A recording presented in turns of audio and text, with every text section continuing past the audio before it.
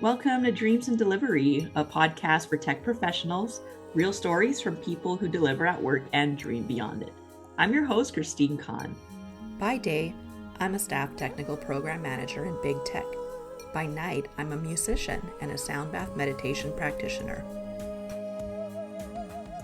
Today's conversation, we're going to focus on the skills that make you great at operations and delivery and how they translate into building things of your own. What it looks like to run a venture on the side while stepping into a brand new leadership role, and why crochet might have more to teach us about pacing than we think. Today, I'm joined by Martina Ziegenfuss, Senior Director of Operations at a cybersecurity company, which she did contracting for a year prior. And then she co-founded Clervio after having her own MZConsulting company. Over there, she works as a fractional chief of staff, helping CEOs and leadership teams turn strategy into execution. Martina brings an operations and delivery mindset to everything she builds and crochets sweaters in her spare time. Welcome, Martina. So glad to have you here.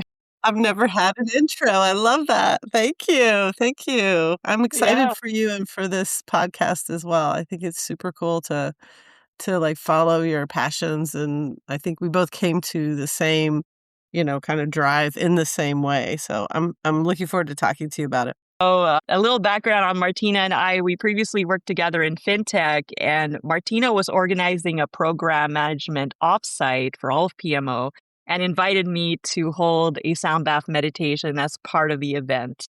It's so nice to be able to connect with you again years later and be able to share your story. Yeah. So I'll get right into it. Yeah. How did you end up in ops and program leadership? Tell us a little bit about your journey. It's a good question. So I started out in library automation, actually. Really, I had an English degree and thought I should be in libraries. But I was really more interested in the technical side of the library. And so I transitioned to more, I guess, kind of program management or client representment type roles for the tech company that supported the library.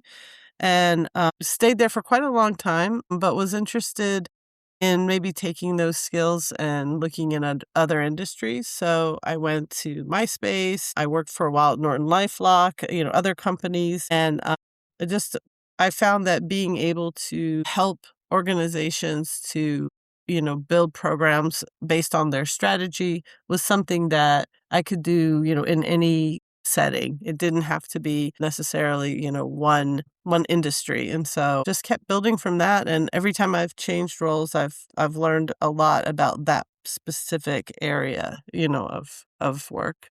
Could you tell us about your consulting company that you started and how that came about?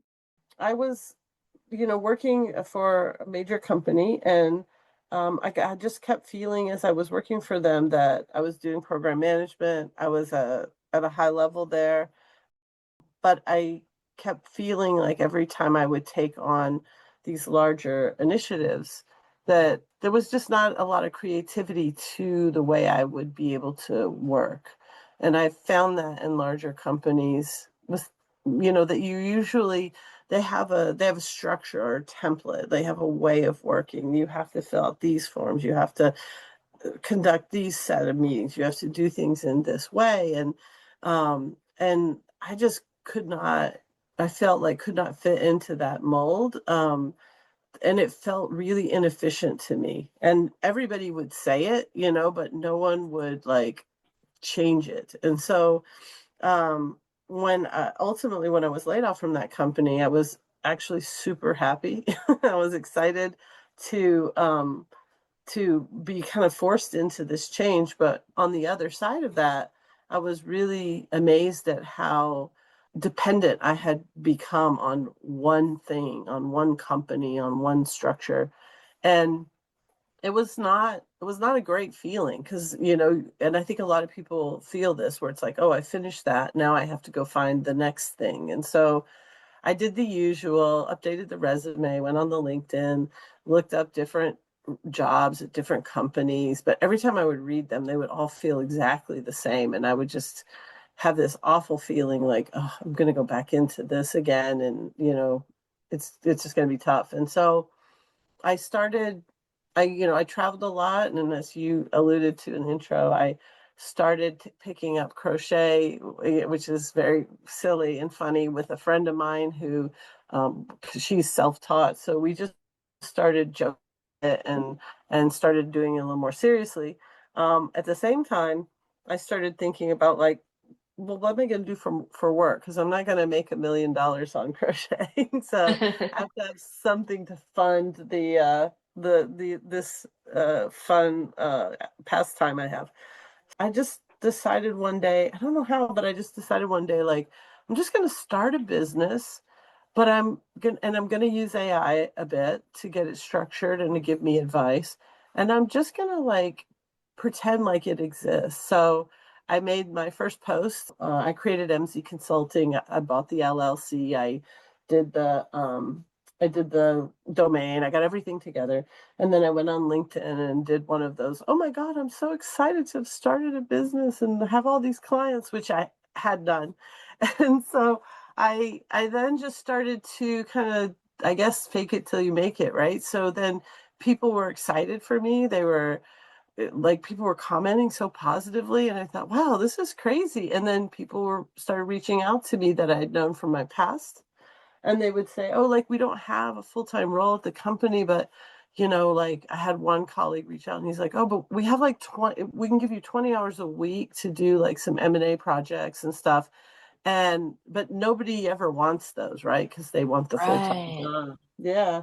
So I was like, sure, I'll do that. It felt like, I was like, okay, I'll pick up the things that people aren't interested in. And suddenly, like, it turns out they were super interesting, actually. But those things became my in various companies. And so I had like three going at once. And then one company started to really want more hours, and that became really difficult. And like, how do I balance that? I thought, okay, do I hire? But am I at that level? Like, what am I doing? And it was a lot of soul searching. So I took two kind of very different paths after that. And I'm excited about both of them, but they're very different from each other as well.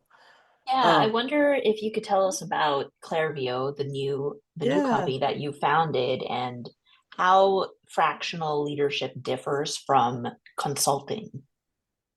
Yeah. So, and it's something that, like, I thought I invented, but then I looked and I saw, oh, this is a thing, like, it wasn't a kind of a well talked about thing that I could see. But um I had the consulting role with the MZ consulting work, and I was doing well with that, and it was really just kind of, it was like a scrappy thing. It was like me going into companies, figuring need, organize. I wouldn't even call it like program management or operations. It was just like, it was almost like a task force. Like, I would parachute in, like, figure out what the problem is, figure out how we could get the teams to work together to solve the problem, kind of move on to the next thing, and then kind of, yes, work with them to kind of maintain a structure, but just, really, like, it was very targeted. And so I have a colleague that I've had forever. He's a dear friend of mine too. His name is Jim Elvidge, and he's an agile consultant, but he's like way more than that. Like, he has just so much content and experience and a breadth of knowledge like in workshops on how to facilitate teams and how to, like, you know um, make sure that you're prioritizing the right work. And so we started talking a lot about starting another business, and that is kind of where Clervio started. And we worked on this for like a year. We decided that it's just the two of us. I didn't have like the skill set to build a website or do any of that stuff. So we literally built the entire business using AI.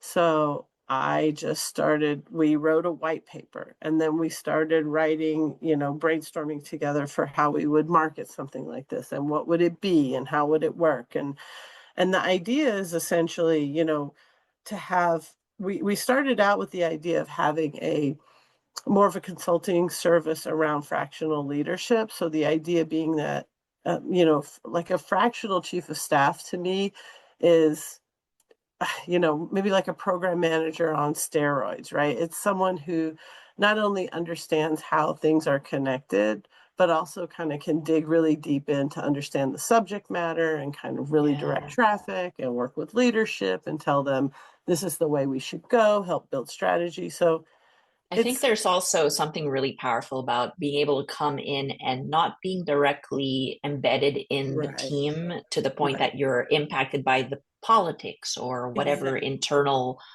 standard way of doing things has become. So you can come in with a fresh set of eyes, tell them the real, and ask the hard questions to really help them. Absolutely. Yeah. And that was what Jim and I were really focused on initially, was to create this service that was not just this typical consultant who came in, assessed your problem and left you with a PowerPoint and then went away. Right. We're like, yeah, here's a playbook, here's what you should change. Here's a bill and go figure it out. Figure it out, or this is what you should do, but then not really follow through. So we were like, how can we take his, like wealth of knowledge, and he's really much more like academic and philosophical about how things are put together. Although, he definitely will roll up his sleeves and do the work, but he's got just such a breadth of knowledge. And then I had a little bit more like the experience on the ground, like talking tough to people, like giving them the real story. And so we decided to put that together as Clervio, which is, offers those kind of services to like do like diagnostic sprints or, have execution resets. But we started to really think about, since we were using AI to build the business, like how we could use AI to also facilitate some of these things.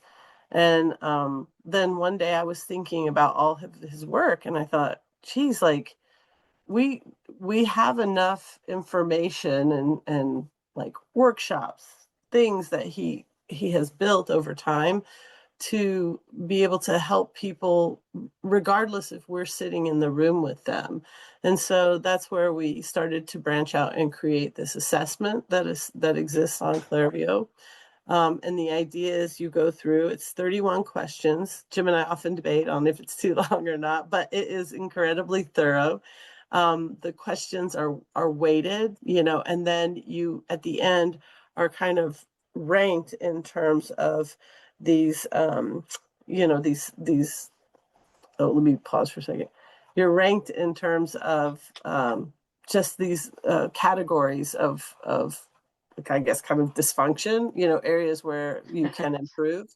And so an example, which you and I are both really familiar with, is like portfolio overload, where like everything is a priority. So that's a priority.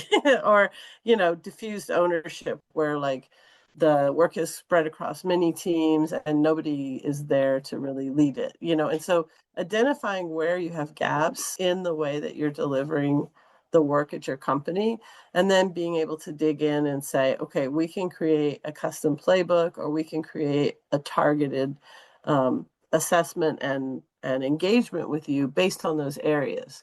So you're not hiring someone just for like a catch-all, like, oh, come consult my teams. We're like trying to figure out what is the actual problem and then go in and solve those with either, we're working on these customized, like kind of playbooks that are customized to your business and quite intense and include in written form things you can do yourself, or be available to be able to do those kind of targeted engagements with a company. I'm curious, how do you juggle all of this at the same time? And I mean, you're kind of building your dream, your own business, while having a full time, and how, I guess, I know it sounds like AI is helping with some of that. Any tools of preference? AI helps a lot. I do. Yeah. I guess you mentioned too, I wanted to say, for anybody who's like looking for like, what's the magic way to get another job? the magic way to get another job is just what I described in some ways with MZConsulting. Like, I had all these small clients giving me small pieces of work. And once they saw what I could do, it was almost like it was a test drive.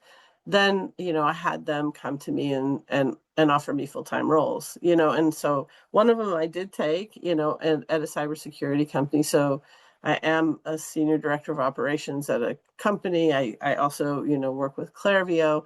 I keep them very, very separate. And I am really more responsible for building the site and building the experience and consulting with Jim on the material, because it's really important to me to keep it separate between, my full-time professional life and this company that I want really to take off. And then crocheting too. And how do I balance it all? I don't know. Like, people are always like asking me, like, how do you do all this stuff? And I probably wake up way too early. I get up at like sometimes 4 or 5 a.m. but I can't stop thinking about it. Like, I can't stop thinking about one of these things and like how I want to make it better. And I I think think there's probably an element of you are passionate about it, and that's why you'll wake up early. It doesn't feel yeah, like work because it's what you want to be doing. It's aligned with who you are. yeah. And there is some of that, like, I've got to get stuff done, but there is more.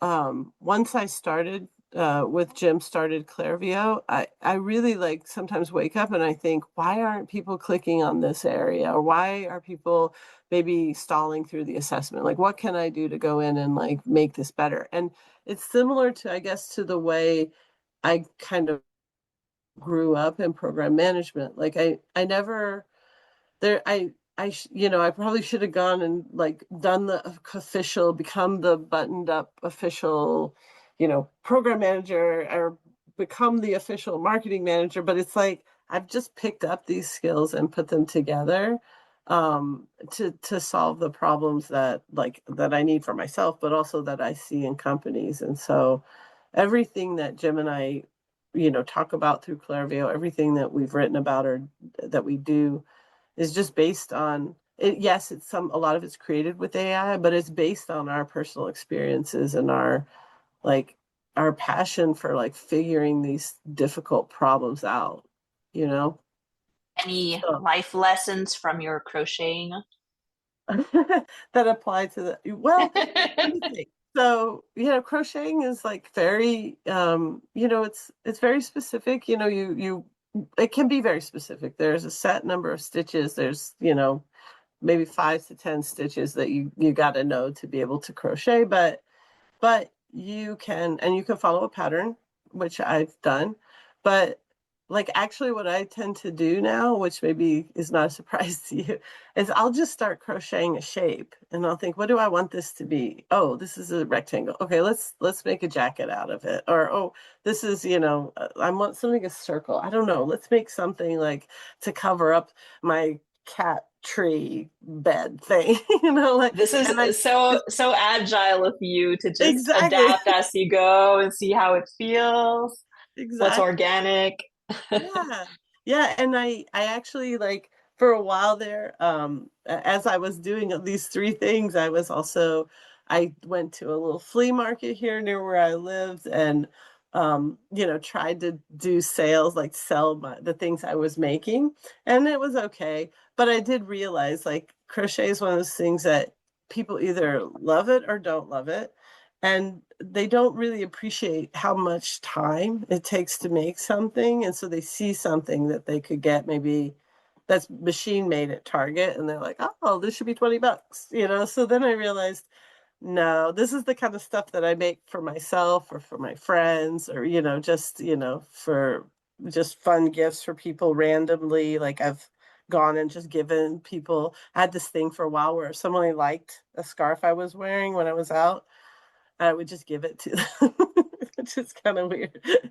But It's making me think of that story you told me about your friend who does walking tours in yeah, Paris, but then he uses it to fund his dream of writing. yeah, and Like that's a that fun project or passion. Exactly. And like that's what kind of inspired me, I think, when I left when I was left the company, I was laid off, then I actually my daughter lives in Paris, so I went there for a long time and I met a friend there that he does walking tours, but he's also a musician and he's all this stuff. His wife starts literary magazines and I was just thinking, oh my God, these are like the ultimate bohemians. I love it.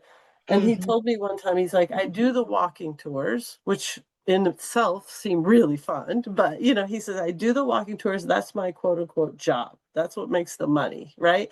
And I use that then to fund all the creative things I do.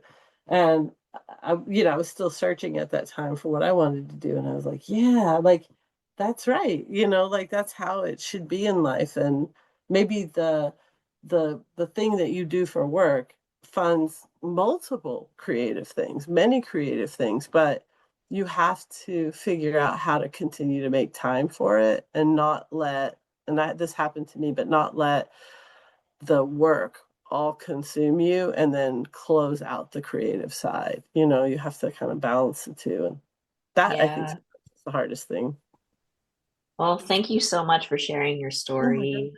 Thank Think it's you. something that more people need to hear, and as they're considering their own journeys and figuring out the right balance in their lives. Yeah, absolutely. It works out. It really does. And every time I've talked to people who have gone through a layoff or who are like thinking about starting a business or whatever, I'm always, having done it and sort of made it up from scratch, I'm always like, just do it. Like, just see what happens. Just talk about it like you've done it. And for me at least, it just starts to happen. People just start to, think of me in terms of in that way because I say it so much. So I think that, can help anyone who's like probably kind of struggling or kind of knocked back a little bit by, any kind of big change in their life, especially around work. So Yeah, there's something magnetic for people who are just being their authentic selves. And I think right. that's what pulls more people, more clients your way who see they're going to Yeah, get the real deal. yeah, So wish you all absolutely. the success with Clervio. Thank you. Anything you want to share? Where can people find you and connect with you? Yeah, so I'm on LinkedIn, of course, by my name, Martina Ziegenfuss, Ziegenfuss. Have to spell it every time. And you can check out the Clervio website at it's actually Clervio. It's Clerv.io. So that's it. You just type it in and you'll go straight to the site and the assessments are there. And if you connect to me on LinkedIn or if you want to contact through the Clervio site, that comes to me and to Jim.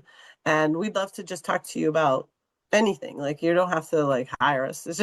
It's more like if we're actually really interested in what people are and what they're dealing with and if the assessments that we have resonate. So so yeah, hit me up in either one of those places and then tell me that you came from Steve's podcast and Hey. and then I'll know where this came from. But I really appreciate you putting this together as well. I think this is an amazing idea. And when you told me when I reached out to you and you told me you were doing a podcast, my first thought was like, well, yeah, of course. Yeah. That makes sense. I love it. So I hope to be on again and help, you or anyone else who who's kind of trying to find their way through this strange world, but like sticking with the concept of balance of work and creativity. I think that's what it's all about.